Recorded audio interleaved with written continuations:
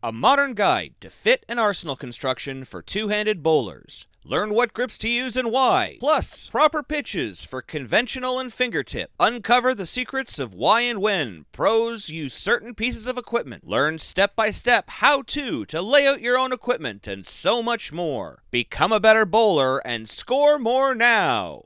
A modern guide to fit and arsenal construction for two-handed bowlers. Available June 1st, 2024 on Amazon and all major online retailers. Hey everybody, and welcome to another edition of LaneSide Reviews. As always, I am the bearded beast, Rob Johnson, joined once again by Scoops Porter, and somewhere in the ethos is old guy Wayne. But, I don't know. But we're about to go to the lanes with multiple styles to check out some brand new equipment and see how it stacks up. All right, and we're joined again by our speed dominant player, old guy Wayne Porter. Yeah, and he's bowling the high friction house shot. And we are looking at the return. Wait a second. Well, I was going to say the return of kind of a legend. Yeah. The messenger, but that doesn't look like a mid-line ball. No.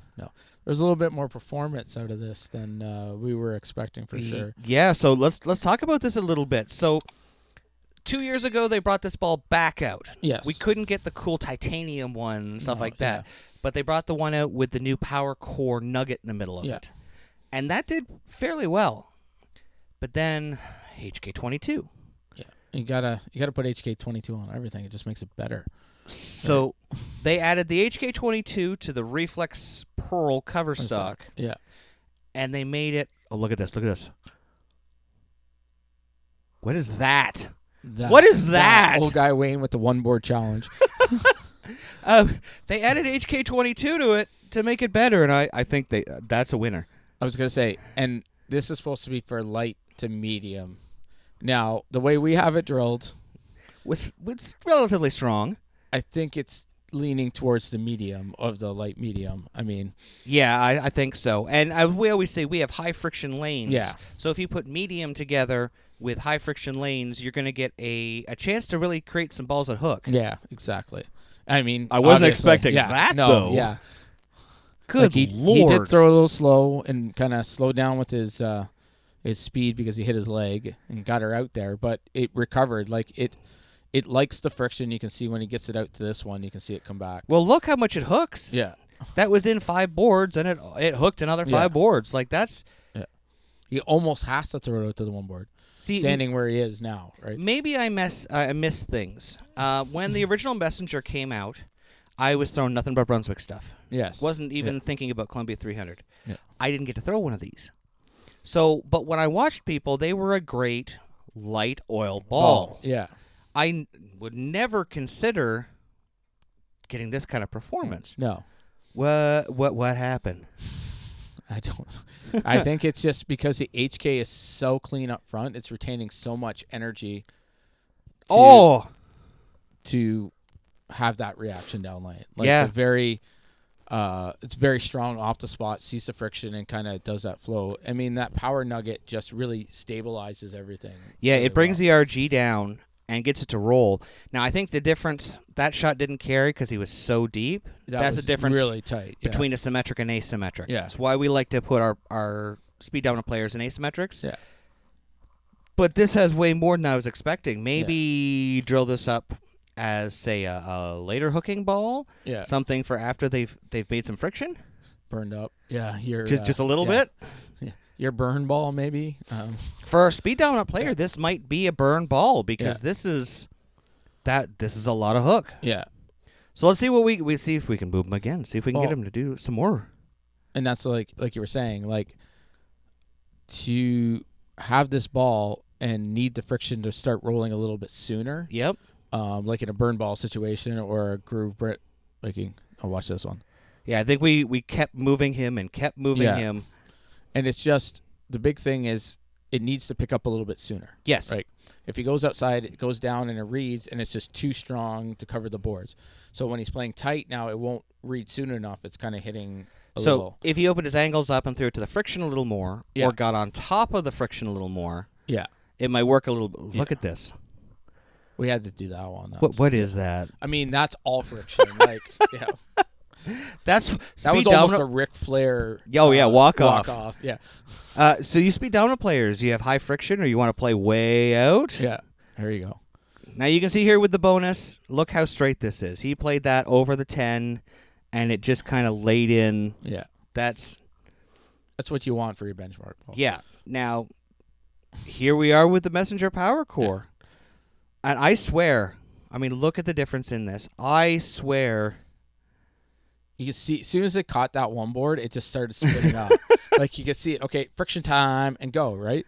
And that's why I'm implying, like, the sooner you can get into a higher friction spot. Oh, yeah. It's gonna be good. It's just, I think it's, like they say, light medium. Maybe that's the problem. We're paying on too fresh of a shot right now. Maybe. Right? Like, look at that. He got it out into the friction. For those centers who have 0 oil in the last or outside 3, there you go. Yeah, there you go. Just throw it there all the time. It's going to come back. Like, as soon as it saw the friction and had a second to grab, it started picking up. Yeah. Now, here are Wayne's pants, and we're seeing the bonus from lane level here. And you can see just how smooth it is. It doesn't spin up quickly. Yeah. It's why we generally put our speed dominant players, we like them in something more asymmetric. Yeah. Maybe like an NV Tour or an asymmetric benchmark ball. Yeah. Speed up! Man, look at that. Like this. You can see the label disappear. You can see it. You can see zoom. Yeah. Well, that's a new noise. What'd your ball do? So here it is. That's the only way to describe it. That's right. Here it is in slow motion. And watch it when it gets to the edge there. And it's going to go. See it? Just that's the slow motion sound. The slow motion. Yeah. See, because if you watch, it went out and then rode for like an inch or two, and then picked up and started going to get the traction. Now here you are. Now this was quite a surprising.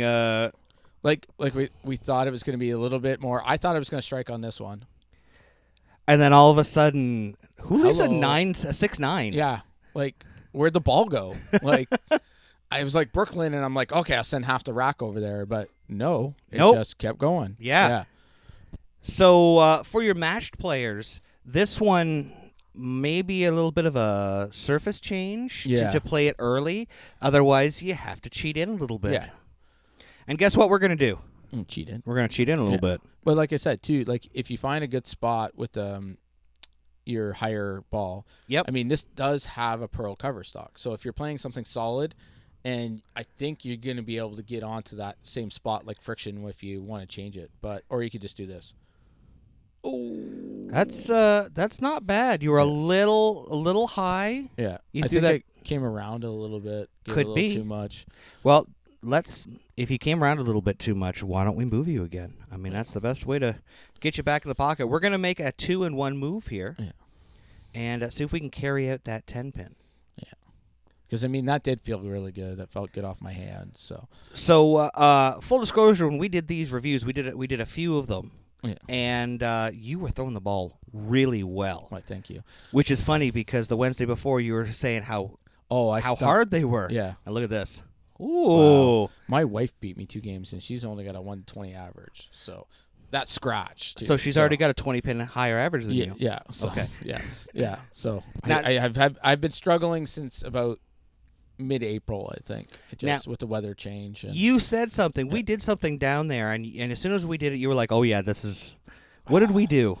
I put a little piece of tape in my thumb. And why'd we do that? Because I was kind of squeezing it and kind of dropping it because summertime your hands don't swell up as much as they do in the winter. That's right. So in the summertime especially, we also look at this. Oh, that's beautiful. You can see I'm back tight revolutions, kind of spin it up nice. And in the summer, we drink a lot more water-based foods. Yeah. And we tend to eat a little bit less salt, and we lose a little bit more water weight, and all of our bowling balls fall off our hands. Yeah. I was starting to put like multiple layers on the back of my thumb, which was creating me to squeeze the ball more. Yep. So I put a little piece of texture tape on the inside, and it just created enough drag and pressure. And you think about it. If you lose 1/8 of an inch off your hand, your span actually gets 1/8 of an inch longer. So look at this one. Look at it spin up. Just Yeah. beautiful. Look at your ball speed. Yeah. Now, don't you wish you'd had this on the Wednesday night before? Yes. Yeah. Or the weeks before that. Too. Yeah. Yeah, but that's just amazing. Like you're saying too, it's like if you're not coming out of your ball and you only put tape in the back of your thumb, all you're doing is making your span smaller. So you got to think about that, right? Like I love the tape on the back of my thumb. Don't get me wrong, but yeah, sometimes you got to put it in to something in the hole in the front to absolutely keep your span the way you want it, right? Here we are with our bonus, as we did with Wayne. This is a ball that we use because every company's got something similar core dynamics-wise, and you can see that is a very smooth ball. And that's what I thought the Messenger was going to be. So did I, 100%. Yeah, you know. But, man, it has a lot more performance. And once again, I think a lot of it's to do with the HK because it's so clean and so energy retention in it, right? Like you can see that. It gets the same point on the line. Yeah. Yeah. But it's a very smooth reacting ball, but it just takes a little bit to get there. Yeah. Right?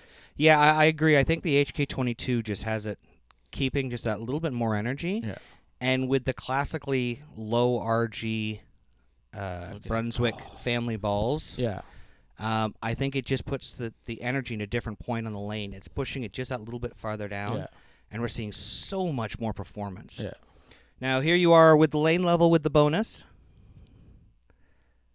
And, look how smooth that is. It comes off the spot. Yeah. But it's very smooth. Yeah. And both these balls are symmetric, right? Yes. So they should have, like I said, a more continuous, similar reaction down lane. Very similar. The Messenger's core has a little bit more dynamics, but not enough to create a huge, 3, 4, 5 board difference. Yeah. We're talking about maybe a half-inch flare, 3/4 of an inch of flare difference. It's a lot to do with surface prep and this being a pearl and just absolutely. I just can't and that's the big thing about the HK, right? You can see it. Look at this thing hook. Holy moly! Yeah, that's a little bit of a difference. Yeah. So, what do you think? Did the Messenger deliver? Oh, for sure. Yeah, and it's gonna give you some. Nice.